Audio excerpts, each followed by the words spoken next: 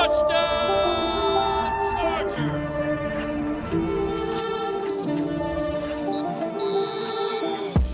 Well, excited to be back on another installment of Chargers Weekly. Back with Jahleel Addae as he is down at the homestead, as am I. The bolt continues as it progresses toward full operation as we approach this season's, or I should say this upcoming season's off-season activities, the OTAs, voluntary, involuntary, rookie camp, all that stuff is coming up. And I got to be honest, Jahleel, I got the email from our man Brock over at the Chargers, and he laid out the schedule, and it just feels kind of something that Coach Harbaugh alluded to at the owners' meetings.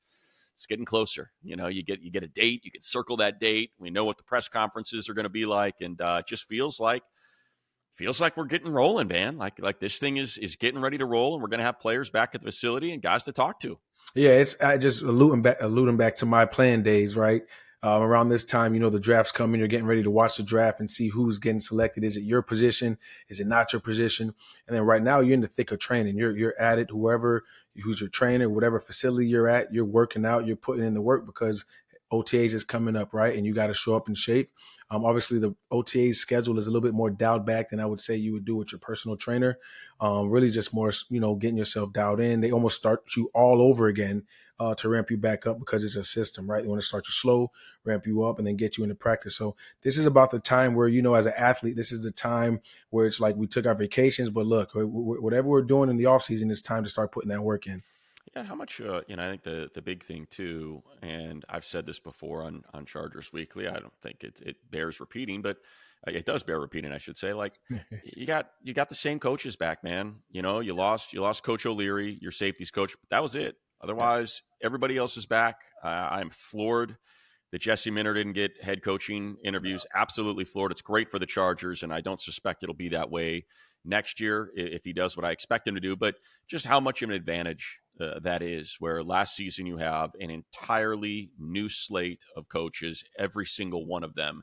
This year, you pretty much have every single coach, like I said, save safeties, coming back.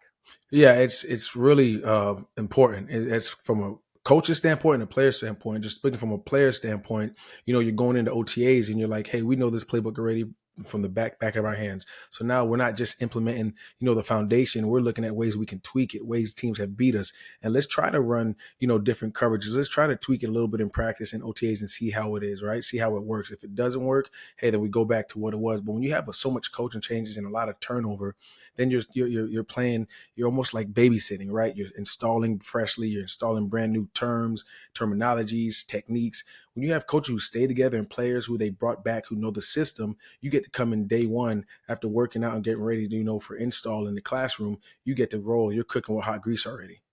You know, the schedule is first day. I'm doing air quotes. I shouldn't do air quotes. First day is April 21st. And a lot of people point to what's participation, who's here, who's rolling in. How big of a deal is that? Is it a big deal when you have a lot more guys at the facility than you don't? I would assume those guys that aren't there are still getting their work in wherever they might be. I mean, most of the time you have about a 90%, you know, rate where everyone's there. Most of the times it might be guys who might be just to be real, guys who are making a little bit more money, guys who might be a higher profile type athlete, higher profile player on the team. And they have a specific regimen that they live by, they die by. And some coaches allow it, some coaches don't. Some players care, some players don't. Like, hey, find me, but I know this is what works, coach. When I show up, I'm going to come in shape. From a player standpoint, you would love to have all your guys there. Like I said, it's all about chemistry. It's all about communication. It's all about being in the classroom where we can take time. We don't have a game. We don't have to, you know, exert all our energy into 5 to 6 days. We get to take time, speak about it from our point of view. Corners, safety, speak about it from their point of view. Offensive line, go over protections, talk to Herbert about, hey, what do they see? What does he see? So to have everybody in the building is ideal, right? Does it happen all the time? No. But I definitely think having everybody there is and does play a big factor. Yeah, I mentioned the 21st, so I'm looking at it now, the email that our man Brock sent out for media availability. So the 22nd, that's Tuesday, be able to be there. So maybe we shift a little Chargers Weekly that day to do it on the 22nd instead. That'll be a Tuesday instead of a Thursday. And then the following Monday, same deal. You end up getting the new safeties coach. I mentioned there was only one change, so Adam Fuller going to be made available to us. And I appreciate that about Coach Harbaugh. Not every head coach is comfortable letting assistants chat with the media, and Mhm. last year allowed all those guys a media session. I think it showcases their football knowledge, their personality, their history with the game. You get guys like Mike Elston and Andy Bischoff that maybe people don't know that have been around for so long, and just Right. had, Coach Dev on the O-line, and hearing about him being the offensive lineman of the year when he was at Iowa as a player. Like, just, it's great. It's a great opportunity to kind of put a backstory with a name, so like Klink is one of my favorite guys, as you know him well. Jahleel, being out there as a coach during training camp with the defensive backs, but like just really good dudes. And I'm anxious Mhm. to meet the newest one, Adam Fuller. So that's kind of what the schedule is. And between that, of course, we've got the preview of the draft the week before the draft on April 17th. We have the actual day one of the draft, the 24th. Both Coach Harbaugh and General Manager Joe Ortiz going to be available for each of those sessions. So they'll do a presser after day one, after day two, and after day three, recapping their picks. And that seems to be the event that we're all pointed toward. But before we get to that, um, tell me, you think big deal, not big deal, and what do you expect? There's one person that I'm wondering if he's going to show up on April 21st and 22nd, and that's Rashawn Slater. And as I know, those two sides are trying to get this thing hammered out. Yeah. I don't know. I shouldn't say I know. I'm pretty sure there's communication between the two sides. But how big of a deal do you think? Because you kind of know how this organization operates, Jahleel, and we saw Derwin get his deal a little bit later in camp. We saw Joey Bosa get his deal a little bit later in the summer. Just kind of your idea about is it a big deal? Is it not a big deal if they can't get this thing knocked out before this little wave of voluntary sort of participation rolls around? I think that just goes, that it all matters on what's being said behind the scene, right? What are they telling his agent? What are they telling Slater? Hey, we're going to get it done. We want you here in the building. Like you said, you alluded to Derwin James. He's an example. We got him done. He showed up. He did the right thing. He was there. He was in attendance, right? Just knowing Rashawn Slater's personality, I think he shows up. Don't quote me, but I think he shows up. I think he, goes to work. But I will say, if you show up and you're waiting to getting a deal, I don't know if you're going to those Working workouts and out. you're not running, you're not cutting, you're not planting. You may be in the meetings, right? You may be in the meetings going over protections. You may be just around the building for chemistry. But if he does show up, I definitely can bet my bottom dollar he's not working out until he signs that extension. And I think the thing to remember with that particular extension is, that's the prism, from which you need to view it through is Yeah, Derwin, Joey. It's going to be, the conversation's going to be making him the highest paid offensive lineman in the league. I mean, like for that's the sure. sort of thing that they're kicking around. And that's why it took a while for Derwin, who, when he did his, remember the big hangup was, well, we don't want to be the highest paid safety. Derwin's not a safety. Derwin's a defensive weapon and a For sure. leader. And you need to kind of make this in line with that a little bit more than just making him the highest paid safety. And they did. Right. Same thing with Joey, and so those things tend to take a bit longer. And it's not necessarily because the team is reluctant to hand over all the money, but you've done a big money deal, Jahleel, with Ed McGuire. You know how good he is at it and how he wants to structure these Got to things to structure try stuff. to give and I think that's what people forget, right? It's just the flexibility that they're trying to build into this deal and figure out how they want to lay out each annual, Exactly. salary, year, bonus, and all of those things. Yeah, I totally agree with you. When I was going back to my deal, there was a certain time, they would make an offer, we would counter, right? And then we'll say, well, okay, well, we can push his money towards the back on the last 2 years, or we can hide some of that money in the signing bonus. So obviously I didn't make, I didn't sign a contract that Rashawn Slater is going to sign. So there's a lot of moving pieces that have to be made, right? The numbers have to make sense for both parties. I do think they're going to get the deal done, but like you said, it's a lot of moving pieces and how they want to structure it. The biggest thing is, how do you want to structure it, right? And I think that's the reason why we have a hold up here, but I know it will get done. Yeah, and I set the tone with that just because it's sort of the latest news that we have is these dates and who's going to be around and select Charger players. It'd be great to talk to Rashawn about getting that contract squared away at that point. And Herbert, might chat a little bit. No doubt he'll want to celebrate that, as Rashawn's one of the guys he's closest with on the team, and obviously perhaps the most important player on the team, protecting his blind side. But it also rolls into the comments that were made down in Orlando from Coach Harbaugh. And a lot of it centered around the offensive line, because that seems to be the one position group that is garnering the most attention. I think rightfully so, going into free agency, going Yeah. through the draft process. And I think you can take a lot away from what Coach said, number one, that Mekhi Becton's going to play right guard. Mhm. That, he talked about how he visualized he and Joe Alt and what that, it's something we talked about, Yeah, we talked about what that's going to look like and how excited he is about that prospect. And then he kind of, I don't want to say doubled down, but he was, very upfront about, yeah, Zion's going to get reps at center. it. Zion is like, it wasn't just, oh, he's got a shot to be the center. I think the way that I interpreted, the delivery in that answer about Mhm. Zion is, we'd like him to be our starting center. Like that, if he can pull this off, that's what we think is going to be best for us in 2025. Yeah, and that just goes to show you the flexibility and the versatility of Zion, right? He's obviously a really good guard, first round draft pick, strong, one of the most physical, like built guys I've seen around put together. And that just goes to show, because one thing about being a center, you not only have to know the protections, right? You got to be on the same accord as the quarterback. You got to see the same way that the quarterback's seeing. I remember when I was playing Nick Hardwick and Phillip Rivers playing together, and they're speaking the same language. Sometimes Phillip's calling out the protections, and sometimes Nick Hardwick, I'm blitz, I'm in the A gap, and Nick will override him and say, no, we're sliding left. And Phillip goes with it, knowing that the play clock is coming down and he has to get the ball off. So the chemistry between the center and the quarterback is very, very vital. And then the fact that Zion and Herbert has played together so long and they've seen different pressures, they've seen different looks, they've seen different fronts. I think that he'll be able to step into that position and do a really good job. And it also creates competition, right? Competition breeds success. And I think that's the biggest thing Coach Harbaugh wants going into camp is competition. And that's what it's going to bring.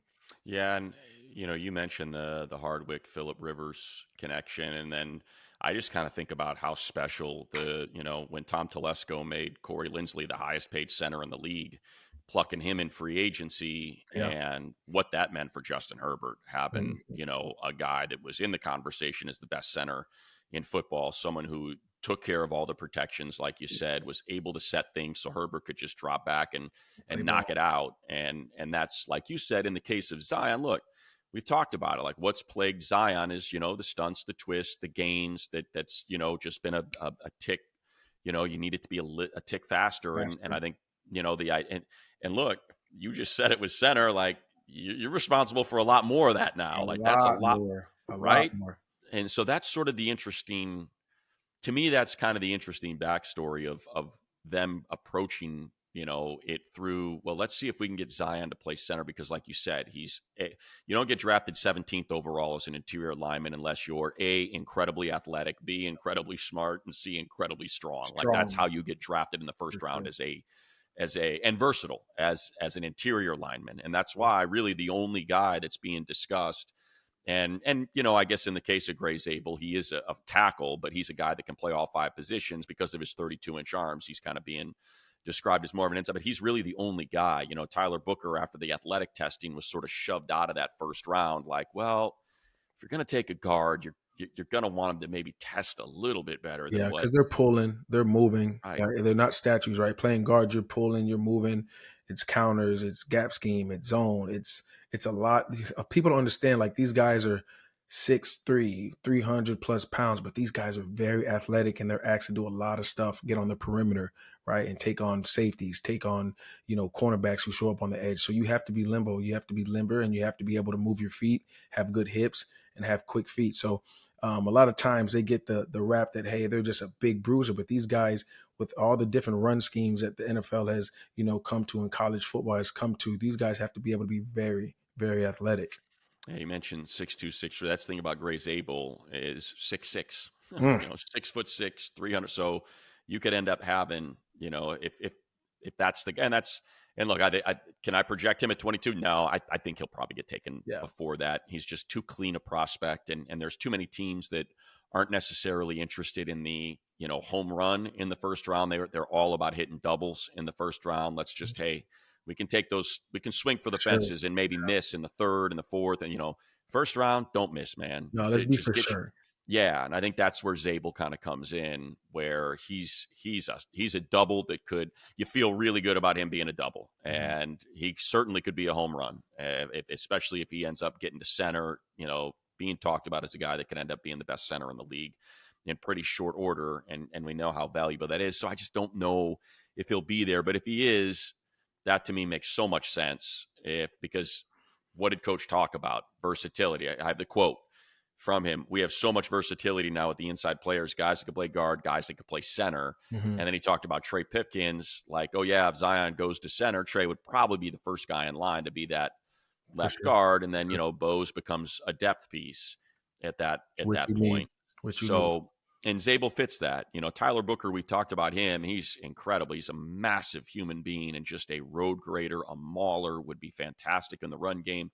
But I think that athleticism and the lack of versatility, to me, kind of signals, and it can always be a smoke screen or something, but it just kind of signals like, yeah, if they're going to go O-line in the first round, I think it's one name. I really do. I feel like it's one name. It's Zabel, and if he's not there, then it's probably a different position.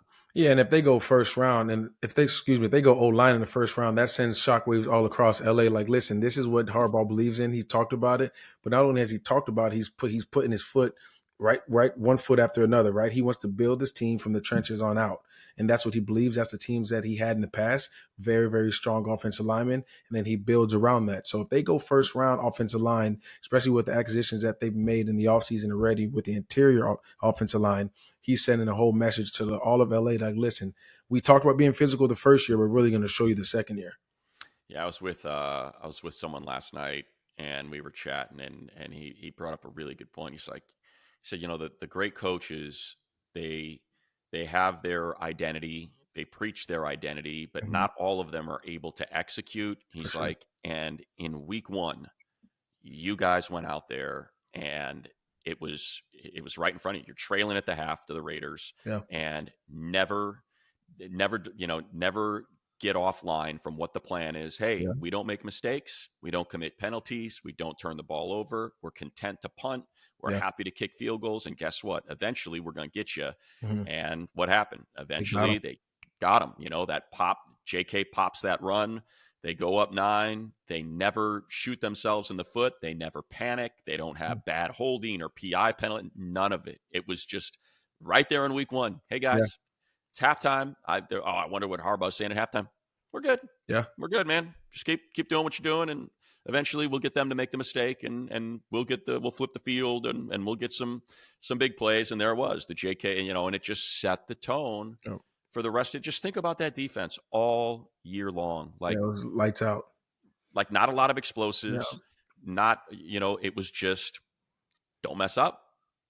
Play, do your job, and we'll be great. Yeah. And it ended up being, and I think that's what drafting D linemen and drafting O linemen in the first round and signing a guy like Najee Harris, who isn't the most splashy or explosive back, but you know what you're going to get. If you block it right, he's going to get you every single yard that you blocked up. That's just the kind of runner he is. I was doing some research, and I don't know if I got the correct information or not, but he seems to be a very, very durable back, right? I don't think he's missed any games. Yeah, I don't think he's missed any games. And playing in that division that the Pittsburgh Steelers playing, how the Pittsburgh Steelers play offense, how they run the ball, how it's a physical game every Sunday.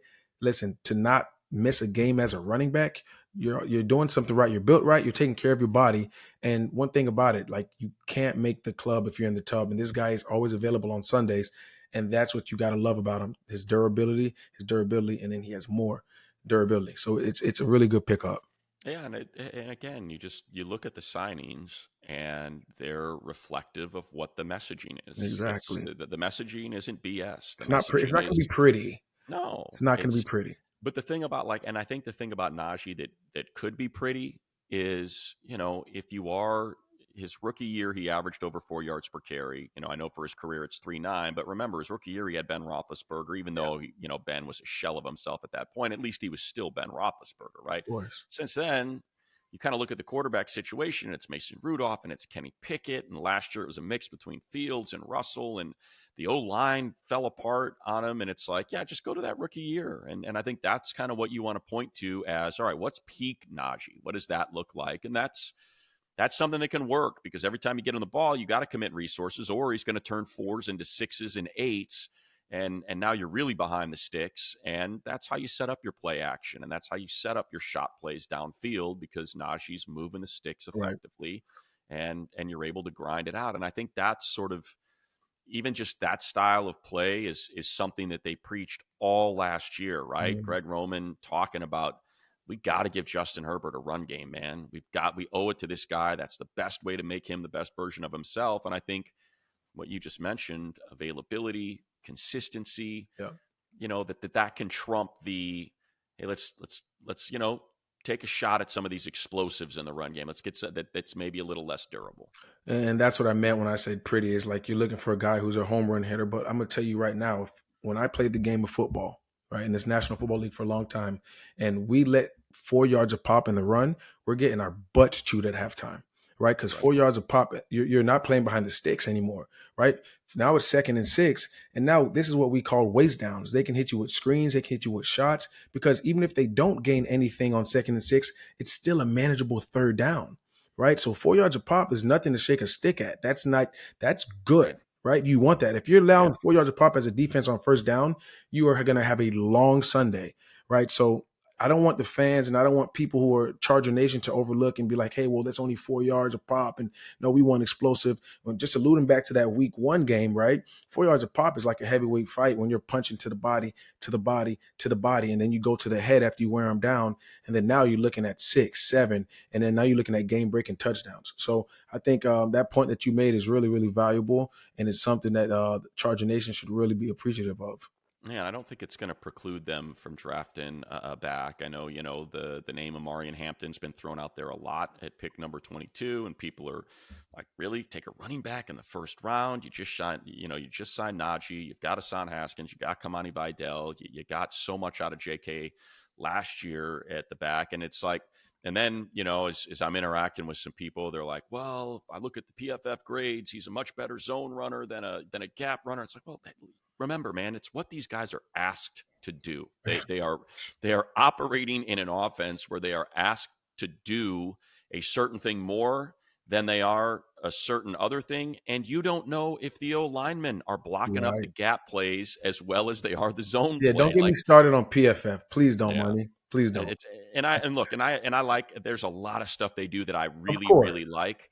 But what I just caution people against is, if you don't, and I don't want this to sound condescending, that's not what I'm trying to do, but if you don't know how to read the information, you Right. find yourself making arguments about a 6 foot, 220-pound back that's running a 4.40 not being a gap runner. It's, Exactly. come on, man. Like, Yeah. this dude is it. This dude can And run between the tackles, punish people, get to the second level, and he is gone. right, and like what you said, once again, PFF does a really good job, and I know a lot of front offices use their data, Yeah. to make their decisions. But I know from personal experiences, right, there would be a play who may have looked like in the game that it was a cornerback's fault or a safety's fault or a linebacker's fault, and then you look at you as players, you see your PFF grade, and you say, well, they had me down for this, and we all know that wasn't his fault, but because Right. they thought it was his fault, his grade dropped to a 75 grade over the game where it should have been like an 82, right? So you got to take those grades with a grain of salt. And I'm only saying that because I know personally, like I can count over Oh, I bet. numerous of times that we've seen PFF grades come out after the game, and we're like, what coach just gave him a 95? Like Yeah. the coach who knows what's going on, right? Who's in it, knows what scheme we're running, knows what responsibilities it was. He gave him a 95, PFF gave him a 73, right? Yeah. So I mean, all I'm saying is take it with a grain of salt. Yeah. Really, really watch the film, see the value that player brings. Schematics is a big part of it as well. And like you said, you just never know who's around him, like what line, what supportive cast does he have that's helping his game, right, or not helping his game. So that's my little Yeah. rant about people. Exactly. And I think that's just, and I don't mind, asking. I don't mind asking the question, but I think when you're making declarative statements of, oh, he's not a gap runner. Well, maybe he's got a center that's 280 pounds and pulls on every snap, Right. but like, just remember, and maybe all the gap plays are short yardage plays, and Mhm. that's, why they're running power or do, as opposed to, finding something or seeing something and calling an audible at the line. And that's why you end up kind of getting those big breakers on zone reads, For sure. because they see something and they take advantage of it. Like, I guess what I'm getting at is, if Amari and Hampton is there Mhm. and perhaps Zabel's not there and the tackles are off the board, there's no Harmon, there's no Nolan, there's no Grant, and like, then yeah, I think that's a very viable option and something that they Sure. would look at and say, man, we get 6 years of control of this guy who's, shown he was. It's not like North Carolina had a lot going on last year. Right. When you're with Drake May and that's one thing, but last year, no, it was completely different, and this dude tore it up. Yeah, and I guarantee you the game plan against North Carolina was to stack the box with 8 men, like Yeah, an 8 man front, like 100%. exactly. And then you look at like Detroit, right? You look at what Jameer Right. Gibbs did, and they picked him at number 13. And a lot of people will say, well, David Montgomery is not a zone reader, a zone runner, right? But he is. He does zone, he does gap. Jameer does both as well. Mostly zone reads, mostly zone run schemes, but he does both as well. And he was picked as a top 15 pick at the running back. And people don't forget that Jameer Gibbs was at Georgia Tech before he went to Alabama, where he only had one really good year to where he was on the map. Not saying he didn't ball at Georgia Tech, but he got most of his notoriety when he transferred to Alabama for that one season. Yeah. So, hey, always keep your eye out, man. These guys, I'm a former running back, so I always got love for There you running go. backs. They try to And value them, but I still think they're a good part and a big vital part of the offense. and I understand the argument of, if you don't get Hampton in the first, you still have this is a really, Yeah, really it's deep deep. class. It's And I'm deep. fine with that. That part I get, but at the same time, I think this is a team that I firmly believe is a best player available team. I really think they are. I think they showed that in drafting Joe Alt at 5. I Yeah, think they had him rated higher than any other player in the draft. He was the number one player on their board, and that's why they were happy to take him at 5. And I think they showed that with Ladd, is that they had Ladd, you know, they had him graded considerably higher than where they were sitting at 34 or at 37. I think they were 37. Yeah. And they were like, hey, man, this guy's whatever, 50. He's got a first round grade. He's 18 on our board, and yeah, he's sitting here. Let's go get him. And I think that's sort of just those two things. And then talk about Junior Colson, taking an off ball linebacker in the third. Like, it just shows you, like, yeah, Junior is our highest rated player. right. He's an off ball linebacker. We'll figure it out. We'll Mhm. we'll make it work. We'll take him. And I think that's sort of how this team's going to operate. So if Amari Hampton's number one on the board, great. If he's not, I'm looking at this list, and man, I can just go straight through it from Travion Henderson, who's a little bit more of that lightning, a little bit of a thinner, more athletic back, just still, knows how to bring the hammer while also providing the lightning. You've got Quinshon Judkins, who was the thunder to his lightning in Ohio Yeah. State. You know how good he was through that playoff run. We've talked about Bashal Tutin from Virginia Tech, talked to Lance Zierlein about him at the Combine, and he's his favorite back just with how explosive he is, a home run every time he touches the ball. Cam Scattaboo, Jordan James from Florida. Scattaboo. That's your guy. It's my guy. That's your guy. So, yeah, I mean, and like I'm listening to Chris Sims talk, and I go through Lance's rankings here, as he's the guy that does the combine. I just happen to have it pulled up from my combine notebook. He's got RJ Harvey as his probably 2, 4, 6, 8, 10, 12, 15, 18th rated back, Mhm. and Chris Sims has him number 2. Like, and that just goes to show you, like, running backs are ice cream, man. Yeah. There's different flavors, and a lot of it depends on what you're running, who else is in that running back room with you, and what you're looking for. Yeah, I totally agree. And it's just that goes to show like every front office values different things about a player, right? So you can't say, well, he's valued here and we value him. No, it's not like that. Everyone runs different schemes. They know what their coach, really good front offices know what their coaches want on the offense and defensive side. And they're not just going to say, well, this guy runs a 4-3, this guy runs a 4-2. No, it's more so, how does he fit our scheme? What do our coaches like to coach? What kind of player, what kind of attributes they want in the room, right? So I think that's a really big part. Yeah. So that's running backs. What else can we get to from that owner's meeting? I don't even know how I got on the run. Oh, the Omari Hampton thing. The Keenan Allen answer when he was asked by, I think Popper asked him about Keenan and how Mike, and Keenan had a little social media thing, run it back Running turbo or back, something like turbo. that. And his answer was, quote, anything is possible. That would be cool. Was Harbaugh's quote. Look, would I love it? Yeah. I don't see it. I just don't. I think Keenan likes money, and I just don't think that money's going to be there where, they feel like that's the best way to maximize money at that position, considering he's best in the slot. That's what Yeah. Keenan is, man. And guess what? Ladd is Lad is best in the there. slot. Yeah. And so it's just, I don't quite see that lining up unless it becomes such a value that you can't ignore it. Or And if Keenan's like, hey, I'll take a right, hometown discount, right? But right.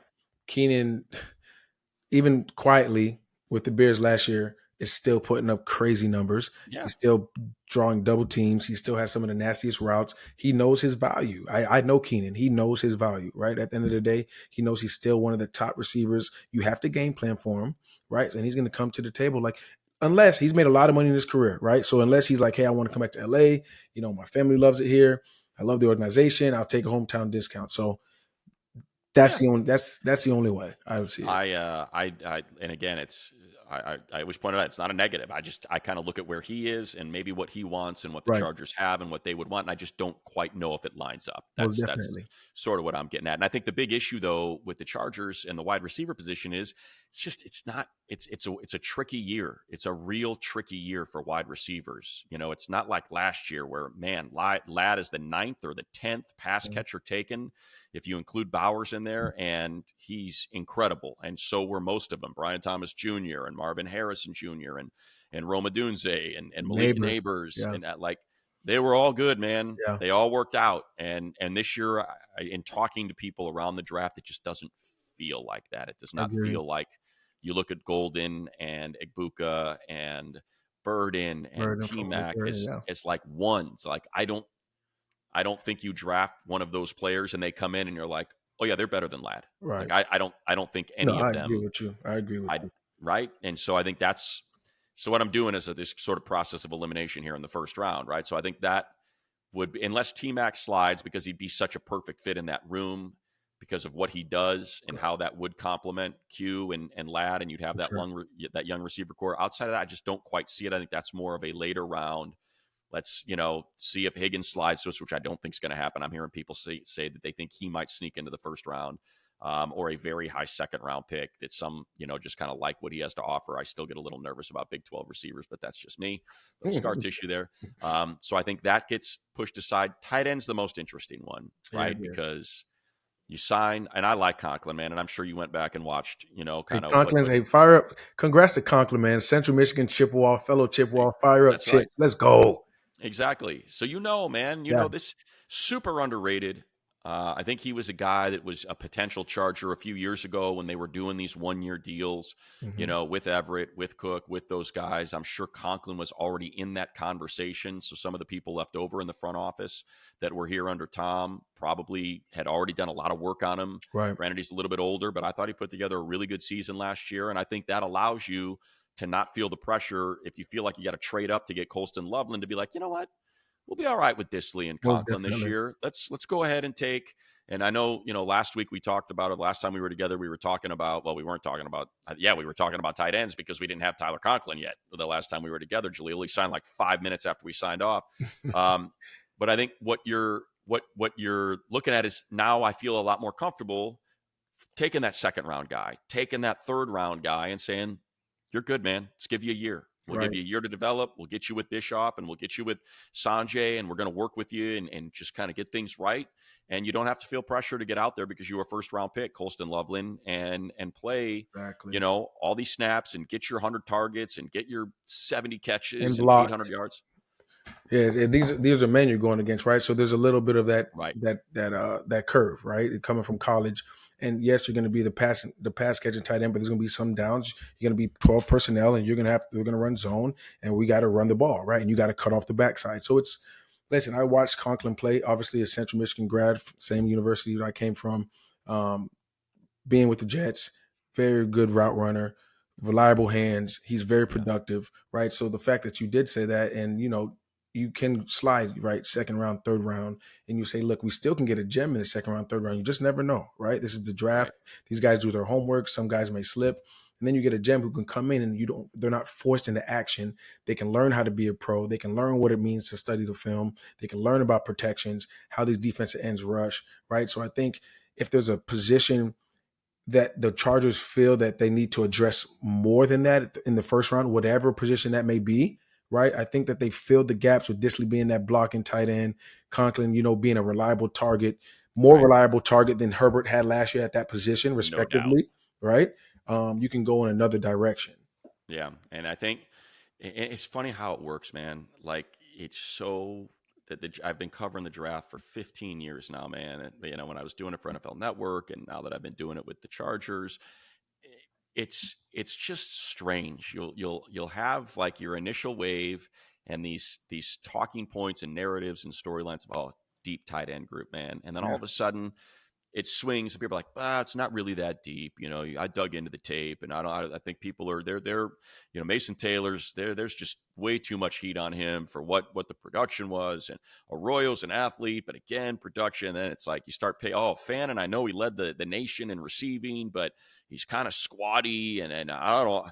And then it's like you just come back to it and you're like, no, your initial instinct is usually right. And Right. it's a really, really good group. And I said this earlier this week, man, I went through it pretty deep all weekend long. I watched all these guys. I spent freaking hours. My wife's like, what are you doing? It's Saturday. Get out of that You computer weren't and sit there. surfing? You weren't surfing? Of course I did. Of course I did. Oh, But I okay. do that early. I'm done with that by like 9 a.m. So I Okay. ended up spending a ton of time, man. And I'll tell you, I fell in love with a few of these guys. I love Harold Fannin from Bowling Green, man. I love it.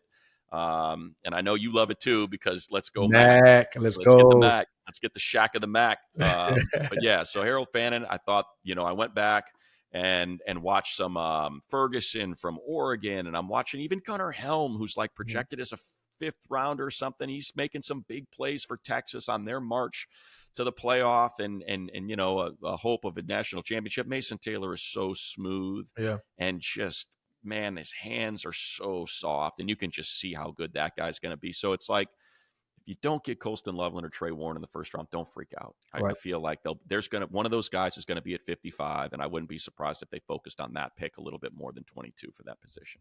Money, I gotta say, you do your due diligence, you do your homework. You're spot on, right? I mean, I was in the shoe store the other day, and the guy came up to me, man, I just love that show with you and Money. You let Money know that I just love the way Oh, I love it. he dives in deep. And so, hey, I'm gonna give you your flowers while you're here, okay? If nobody else does it, I'll give you your flowers, Nobody man. does. Nobody does. I'll take them all. What kind of shoes were you getting? Some nice Rockport Walkers? They were actually from my kids. Yeah, I go Okay. kids first. I'll walk around with some beat up shoes, and I'll let There the you go. kids be fresh over me. So they were from There my you go. kids. Yeah. When I was a kid, I got Pro Keds, man. That was it. If I was lucky, Pro Keds were like the top of the line. Below Yeah. that, it was full on Kmart 2 for $5s, man. I remember We just called 2 for $5, slip and slide. They I had got no some trash. Scotty Pippins when I was a kid, and I rolled those things until my front toe came out of the front of it. Right. That was like the biggest gift I got. It was for my birthday. I remember I was like 10 years old, and that Oh, was the that's first great. time like my parents started buying me some nice shoes, and I was just like, man, I got the Scotty Pippins. I Right. wore those things to the ground. I remember I got the original Air Jordan. I grew up in Chicago, so I got the original Air Jordans when they came out. And I still remember it was such a big deal because it's same deal. It's all I wanted. It's like, hey man, his birthday, this is it, because my birthday's late August, so it was right before the start of the School. basketball season. So they had just launched them. The red, white, and blacks, the Jordan 1s came out, and I was like, that's it. And they were $28.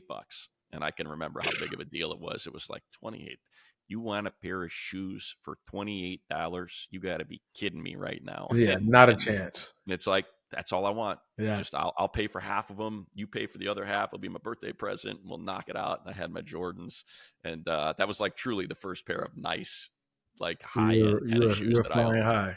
back in the day in 84, 85, something like that. But yeah, I think that's probably it. I think that's good for today. I don't think much came out of the owners' meetings beyond that. From what I remember, I kind of wrote down the stuff that jumped out at me.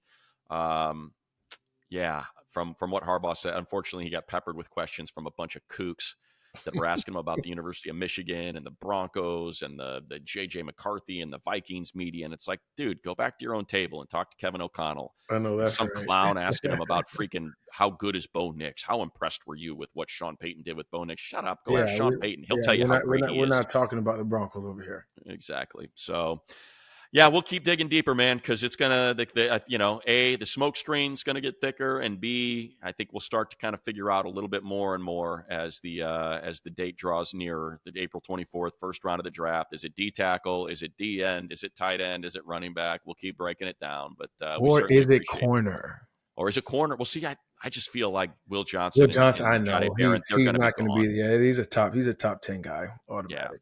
And I think then you get to Hairston is really the only other first round grade on a corner. And I just think for this team, there's a little bit of that sort of run support, tackling, trench work. concern. Yeah, that I think it's like, oof, he's got great cover skills. He's instinctive. He's, good size. I don't think he's 6 foot, but I just think you look and you see a lot of that sort of like, funneling guys to the corners. You got to be able to tackle, man. And I think which is fine. It's just, it's a little bit of a concern at 22. It's like, that's more that whole, we're swinging for a home run here. Don't want to strike out. 1,000%. So we'll get into that. We'll get into safeties, get into corners. We'll get into all that as we keep going, Jahleel. But again, we appreciate all you. Be sure to comment, like, review. All that stuff goes a long way with us. And we'll be back again next week, which will be, so we're 2 weeks away. 2 weeks away from getting with B-roll or 3 weeks away. Sorry, 3 weeks away from 3 weeks away from the draft. Why can I not figure this out? April 22nd. Yeah. So almost 3 weeks away from getting our first opportunity of being out at the Bolt and seeing some guys and kind of getting ready for 2025, Jahleel. So certainly appreciate it. Fun today. And we'll be back again next week. Yes, sir. Thank you, Money.